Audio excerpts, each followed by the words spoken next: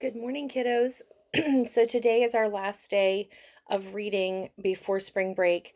I want you to remember my sign above my head says love much.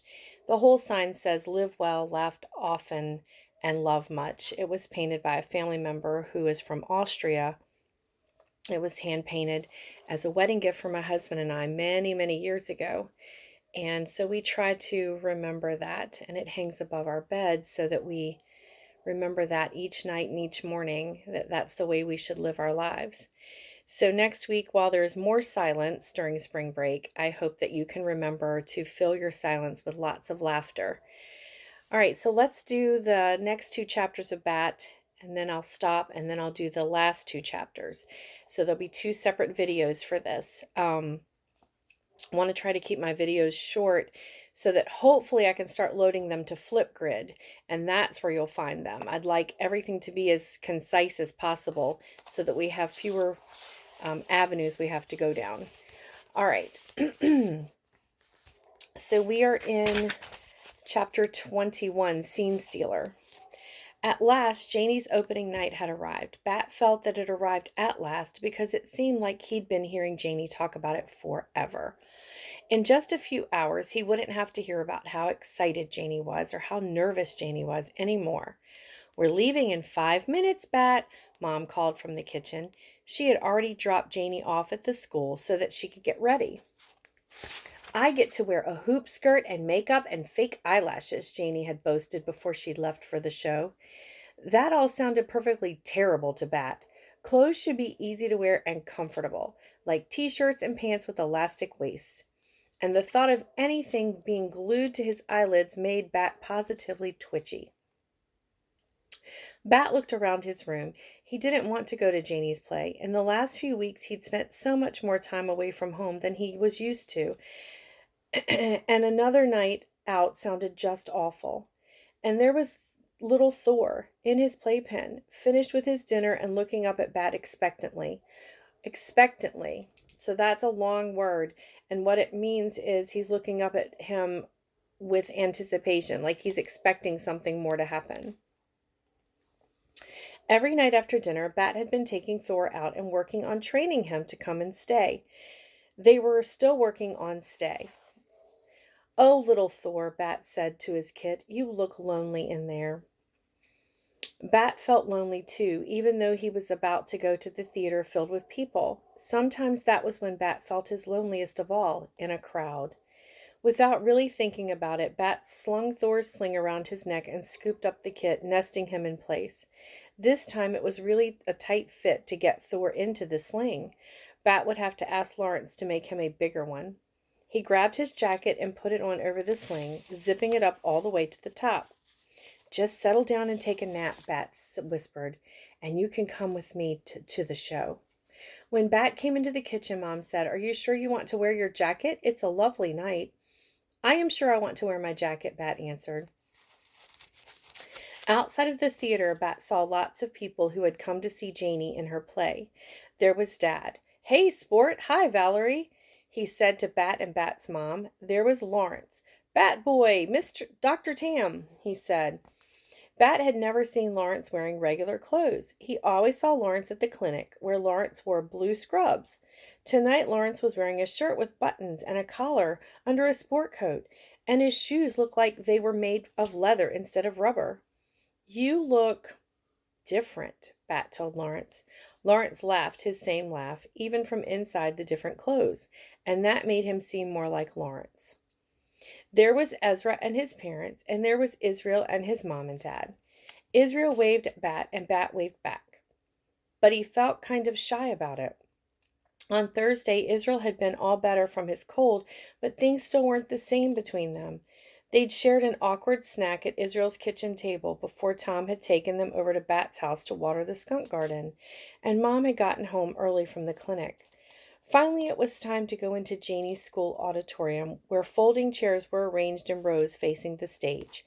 Bat, his mom, Lawrence, and Dad all scooted down a row, not too close to the front, but not way in the back either, and waited for the show to start. Bat, baby, do you want to take off your jacket? Mom whispered as the lights were going dark.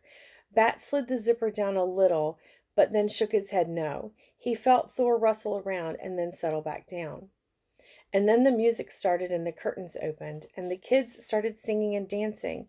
It took a minute, but then Bat recognized Maggie. She looked different in her Alice costume, a blue dress with a white apron, white tights, and flat black shoes. She looked older than she'd looked at the sleepover, when she'd been wearing those tiger footy pajamas.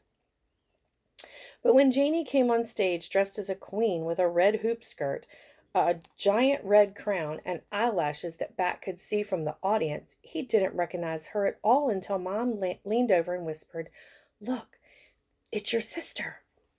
Even then, Bat didn't totally believe it could be Janie. She looked taller than she looked in regular life, and she moved across the stage like a real queen or something. When she opened her mouth to sing her solo, Bat's mouth opened too, in surprise. It was Janie. That was the same song she'd been practicing all month, amplified by the microphone she wore taped to her cheek, supported by the music that played along with her, backed up by all the other performers as they danced behind her. "She's amazing," Bat whispered. Janie's song was so strong and loud and wonderful that Bat leaned forward in his seat. He had no idea that Janie could be so wonderful. He had no idea that she was so talented and brave. He had no idea that... "Skunk!" yelled a voice in the dark, high-pitched and loud. Yelled a voice in the dark, high-pitched and loud. "Skunk!" yelled another voice, and then another, and then another. And then it was filled with something worse, the sharp, acrid stink of skunk's first spray. Chairs turned over as the audience rushed toward the exits. Bat panicked, eyes stinging from the odor, dropped to the ground and felt around desperately for Thor. Oh, what a mistake it had been to bring the kit. "Thor!" he cried. "Thor!" And then Bat heard Dad's voice. "Thor!" And Lawrence. "Thor!" Someone turned the lights on and Bat spied the black and white tail, 2 rows up, sticking out from behind an overturned chair. Quick as he could, Bat scuttled over on his hands and knees and scooped up the kit into his arms, cradling him close. Bat blinked against the sudden light. He looked up, and there on stage, arms crossed, crown listing to one side, stood Janie. You think she's a little upset because her brother has ruined her performance? Probably. Chapter 22, No Tomato Juice. "Bat." It was Israel in the parking lot. "Is Thor okay?" Bat nodded, which made the tears brimming in his eyes spill down his cheeks. "Thor is fine. He's right here." "Bat, buddy, I really don't think it was a good idea for you to bring the thing to your sister's play," Dad said. "Thor isn't a thing. Only the thought of the frightened kit tucked back into his sling kept Bat from yelling the words."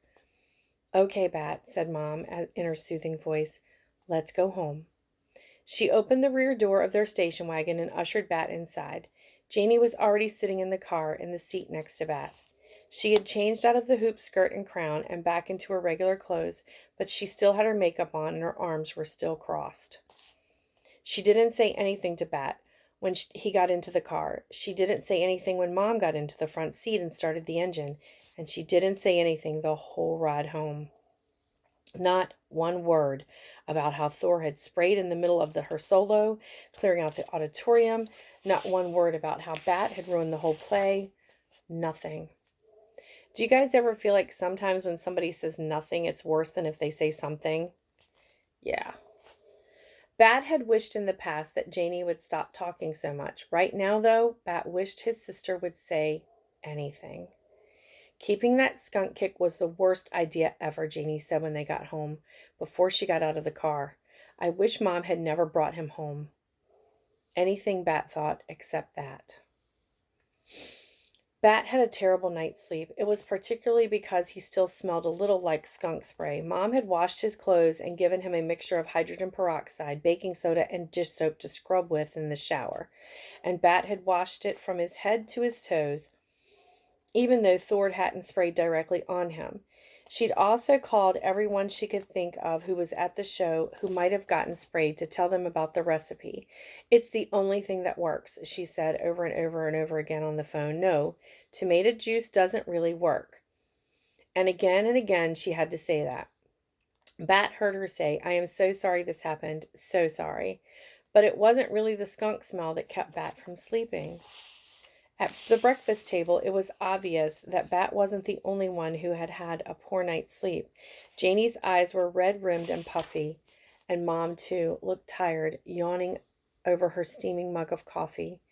Janie refused to eat anything at all. "I have no appetite," she insisted, even when Mom offered to make her chocolate chip pancakes. "At least have a piece of fruit," Mom insisted. "Half the school was there last night, you know," Janie said to Bat. "Everyone is going to be making jokes all day, probably for the rest of the year, about my performance stinking." "Your performance didn't stink," Bat started to say. He wanted to tell Janie that her performance had been wonderful, that because she was so very wonderful, he'd forgotten to keep Thor tightly tucked in. Because she'd been so great, he'd practically forgotten that he was in the theater at all. But before he could say any of this, she shoved back her chair and stood up. "I might as well go to school and get it over with," she said. She took an apple from the bowl on the table and grabbed her lunch bag from the counter. "See you later, Mom," she said. She didn't even say goodbye to Bat. She didn't even look at him. Janie and Bat didn't always get along. Bat knew that sometimes Janie thought he was annoying and that she didn't always love taking care of him. Sometimes she got mad and sometimes he got mad. But this felt different. This felt huge. All right, guys, look for the next 2 chapters, which will also be the last 2 chapters of our Bat book. And then after spring break, we'll start Charlotte's Web.